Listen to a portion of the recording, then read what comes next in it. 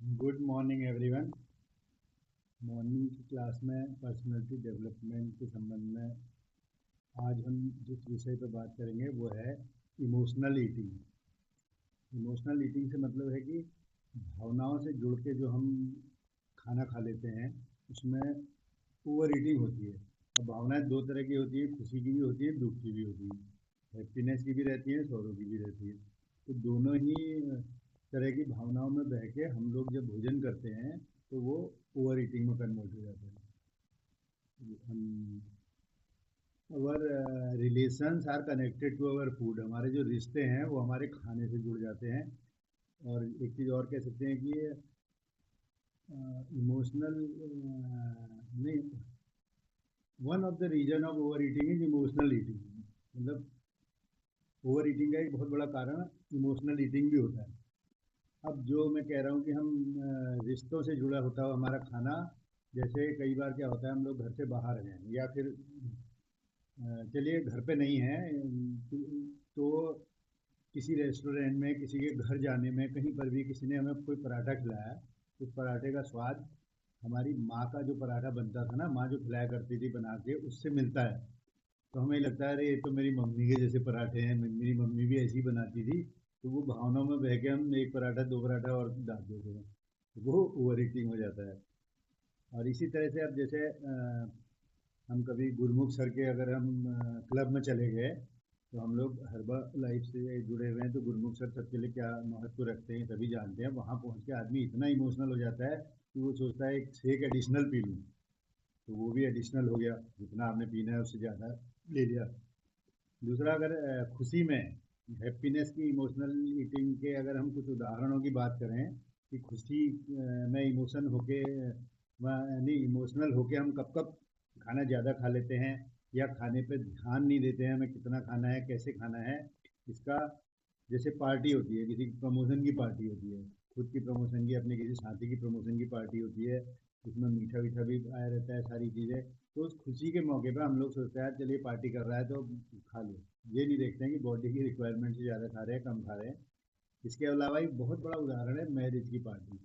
Marriage की party में आ, दो रीज़न हो जाते हैं ओवर ईटिंग के। एक तो इमोशनल भी होता है, हमारे रिश्तेदार की, हमारे भतीजे की, हमारे भाई की, हमारे बच्चे की, हमारे फ्रेंड की शादी है, तो आज के दिन तो सब भूल के खाना है, एकदम दाब के बढ़िया से खाना है, याद रहना चाहिए।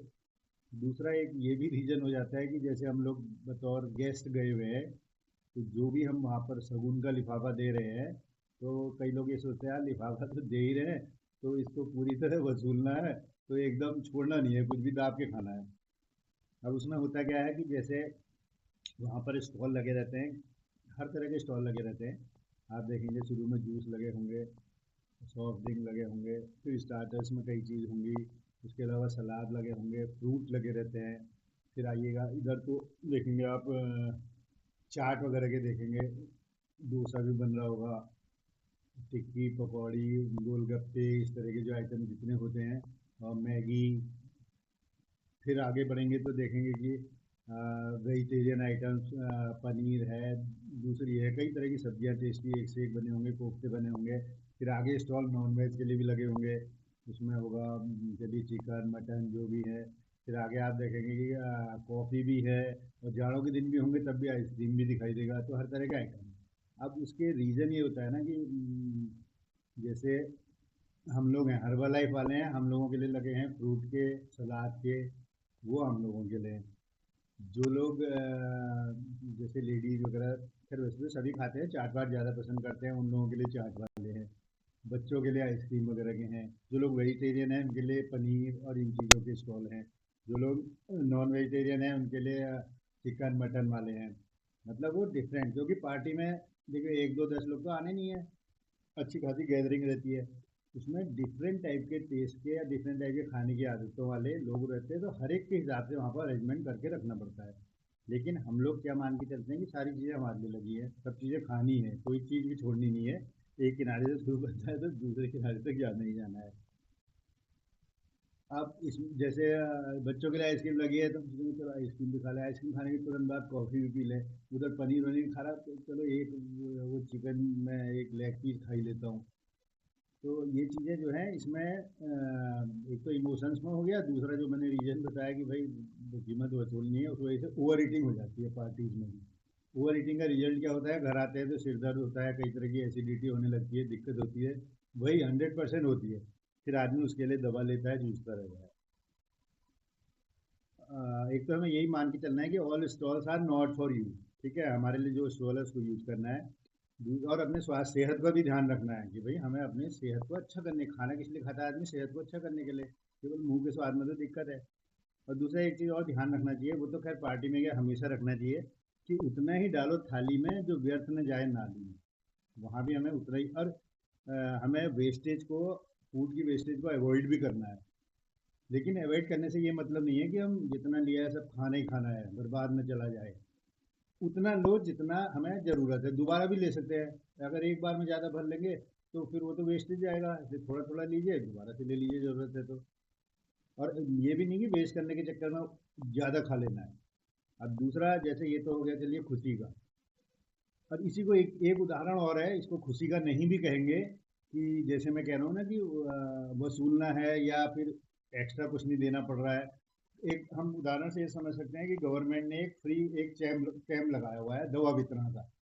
दवाओं के लिए एक कैंप लगाया हुआ है कहीं पे, उसमें बीपी की दवा भी दी जा रही है, शुगर की भी दी जा रही है, और यूरिक एसिड की भी, थायराइड की भी, हर तरह की बीमारियों की दवा फ्री कैंप एक लगा हुआ है गवर्नमेंट की ओर से।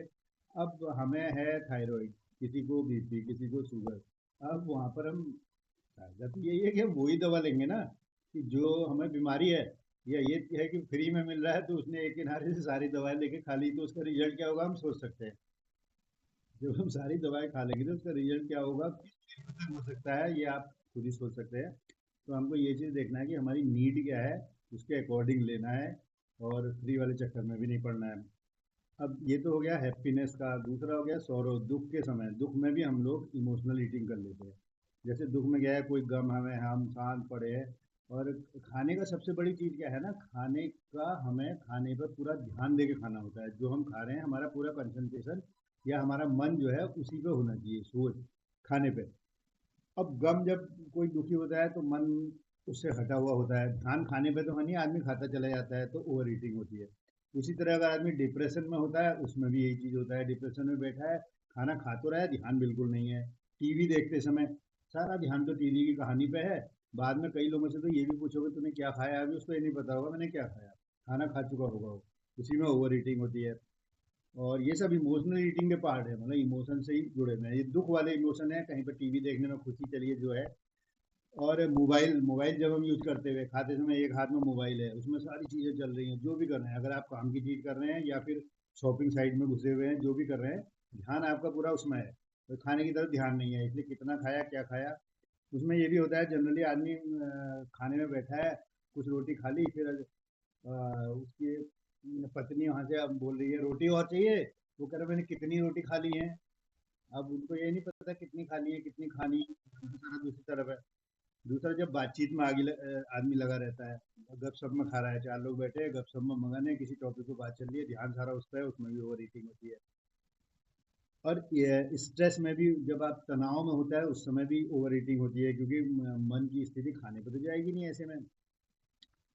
एक उदाहरण आप ये भी समझ सकते हैं, हम लोग जब कभी पीवीआर वगैरह में मूवी देखने जाते हैं, तो मूवी के समय जैसे वो पॉपकॉर्न का डब्बा लेते हैं, इतना बड़ा साइज होता है देखिए, वो पॉपकॉर्न का डब्बा लेके जब बैठते हैं, ध्यान होता है मूवी पे, और धीरे धीरे धीरे धीरे खाते जाते हैं। कुछ देर बाद खाली डब्बे के अंदर भी हाथ घूमता रहता है, मतलब ये पता ही नहीं कि बचा है नहीं बचा है, कितना खा लिया कितना नहीं खाया। ये भी ओवर ईटिंग हो गई। और हमें खाने में जो कल भी बात हुई थी कि कम से कम प्रॉपर टाइम लेके खाना है। 17 मिनट का था तो 15 से 20 मिनट खाने को देने हैं। उसको पूरी तरह, हमारे मुंह में जो 32 दांत दिए गए हैं ना, 32 दांत को हम इस तरह से समझ सकते हैं कि खाने के, जो हम अपने मुंह में एक कौर लेते हैं, उसको 32 बार चबाना है पहले। 32 बार चबा के तब पेट में डालना है। अगर हम आधा अधूरा चबा के पेट में डालेंगे तो आँत को भी जो है ना दांत का काम करना पड़ जाएगा।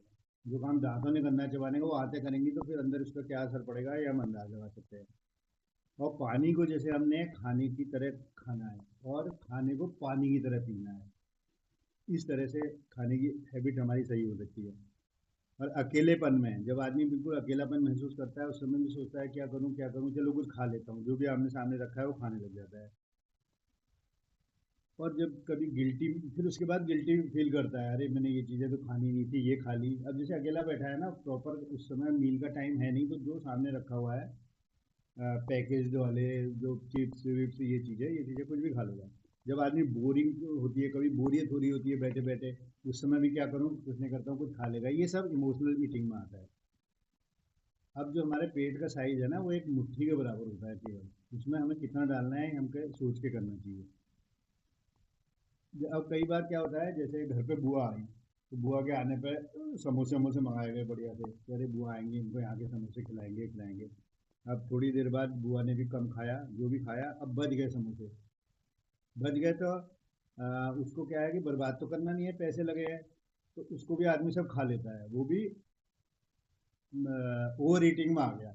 और इमोशंस कहते हैं कि बुआ आई है इसलिए समोसे लाए हैं, उससे भी जुड़ गया एक। Over eating can damage your organs, over eating से हमारे ऑर्गन्स पर असर पड़ता है, उनको डैमेज कर सकती है। इसके अलावा